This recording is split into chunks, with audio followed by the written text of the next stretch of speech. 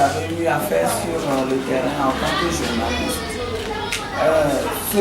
Et nous n'allons pas discuter ces constats avec vous, mais ce que nous pouvons vous dire, c'est que Arc-en-Ciel a fait l'effort de former ses délégués et ses membres de bureau de vote.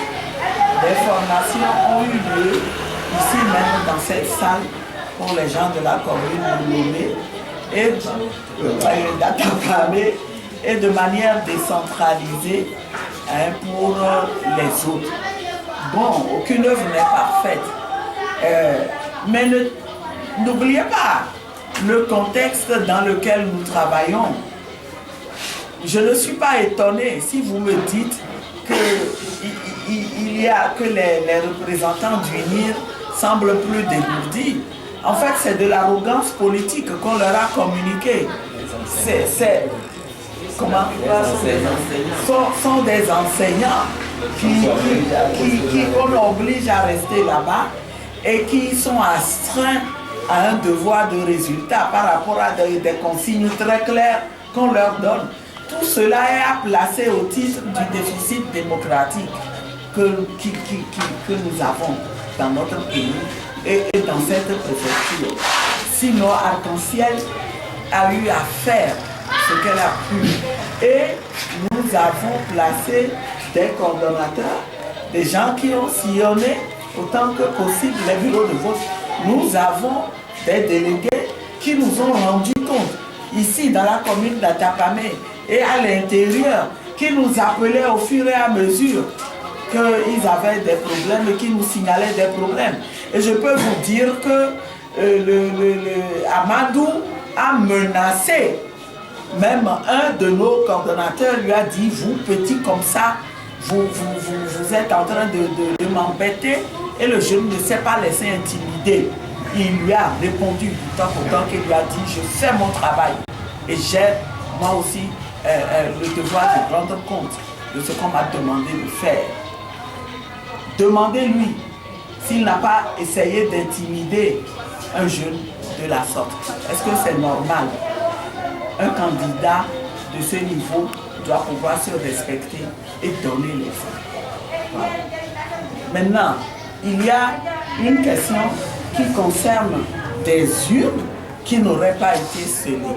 Je laisse la parole à nos représentants qui ont travaillé à la CENI, qui étaient là à l'arrivée des urnes et qui ont suivi l'ouverture au niveau de la CENI. En tout cas, ce que je peux vous dire, c'est que nous n'avons reçu aucun rapport d'un délégué nous disant qu'il y avait des urnes qui n'ont pas été scellées et qui sont parties des bureaux de vote. Mais c'est ça. Merci madame. S'il y avait eu ce cas, on n'a pas été saisi. De toutes les façons, au niveau de l'Arc-en-Ciel, nous avons organisé un suivi systématique où dans cette ville, nous avons sillonné tous les bureaux de vote. D'ailleurs, dans certaines localités, je vous donne un exemple précis, à Talo, où on avait sorti certains de nos représentants de bureaux de vote, parce que certains avaient estimé que c'est Arc-en-Ciel et donc on devait avoir un.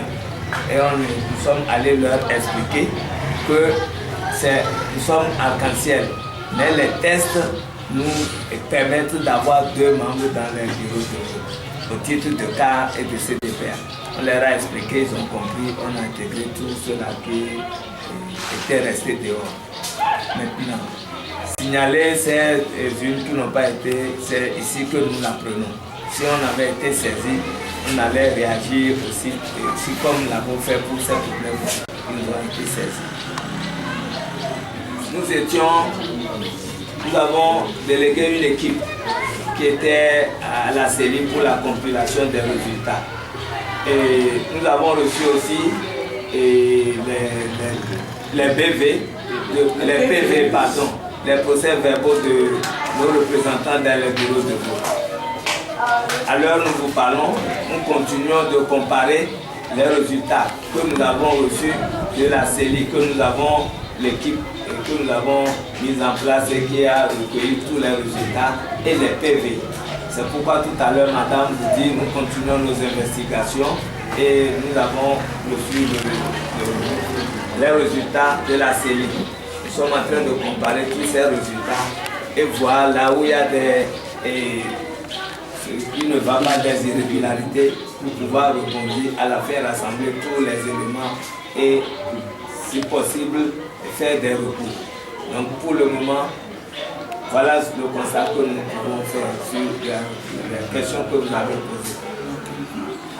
Le combat ne fait que commencer. Et d'ailleurs, cette conférence de presse que nous avons tenu à faire, nous avons voulu le faire pour que notre adversaire sache qu'il nous trouvera désormais sur son chemin dans cette préfecture. Que nous ne nous tairons pas, que nous sommes déterminés à animer la vie politique dans cette préfecture. Nous sommes déterminés à faire en sorte qu'il y a des échéances qui arrivent.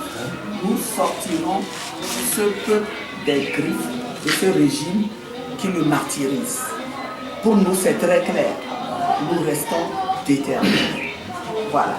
Je veux dire ici que le chef de Koutago est menacé en ce moment encore par un certain Adjinda de Dacha parce qu'il aurait fait voter pour Arc-en-Ciel. Nous avons plein d'informations. Nous avons plein d'informations pour vous. Par exemple, dans l'Anier, un certain Derman, qu'on a vu aussi, je vous ai parlé tout à l'heure de M. Amadou, mais Derman a distribué aussi de l'argent dans les bureaux de vote. On va donner de l'argent aux membres de bureaux de vote. Est-ce que c'est normal le jour du vote? Non, les membres de bureaux de vote, on va leur donner de l'argent dans les bureaux de vote. Les votants, on le sait déjà, on l'a déjà dit, mais même les membres de bureaux de vote. Et là-bas, toujours dans l'année, un certain Koa qui a donné, lui, il donnait 5 000 francs à chaque électeur. 5 000 francs à chaque électeur. Imaginez ce que ces gens-là font avec notre argent, avec l'argent public. L'argent qu'on devrait utiliser pour développer le pays, pour alléger les souffrances des populations. Voilà ce qu'on en fait. On préfère le garder et acheter les voix des populations qu'on a maintenues dans la misère. Ces deux officiers qu'on a vu débarquer à Anier avec un camion, je ne sais combien de camions de vivres, à Anier, à distribuer aux populations. Et nous disons ce n'est pas normal. Ce régime, il faut qu'il se le dise. Aujourd'hui, si on fait le compte, il aura été élu par à peine 25%, un électeur sur 4. Mais qu'il prenne garde. S'il ne change pas, il ne pourra pas gouverner. Il ne pourra pas gouverner pendant longtemps. Qu'il prenne garde. Idoine pour chaque type de problème que nous avons relevé. Et la première des stratégies, c'est de continuer, comme si de rien n'était, les actions de sensibilisation des populations. Il n'est pas question, nous avons commencé et il n'est pas question d'abandonner. C'est d'être plus près des populations. Nous aurons des points focaux. Ces points focaux existent déjà, mais nous allons les démultiplier et les renforcer pour qu'ils soient proches des populations et puissent continuer à les sensibiliser sur les enjeux de cette lutte que nous menons et les enjeux des échéances futures. Nous allons poser des problèmes au niveau national. Le problème de l'argent public qu'on utilise, je dois vous dire que c'est un problème, c'est quelque chose qu'on pressentait. Et on avait déjà inscrit ça au titre des questions à discuter pendant le dialogue. Comptez sur nous pour le ressortir. Comptez sur nous pour faire en sorte que plus jamais quelqu'un puisse faire ce genre de choses. Nous n'accepterons plus. C'est un problème que nous allons poser pour qu'ensemble nous y trouvions des solutions. D'autres stratégies sont mises en place, mais permettez-nous de ne pas tout dévoiler. Puisque cette conférence est publique et votre rôle justement c'est de relayer tout ce que nous disons ici. Et donc l'adversaire sera informé aussi. Nous lui disons que ce que nous voulons qu'il entende.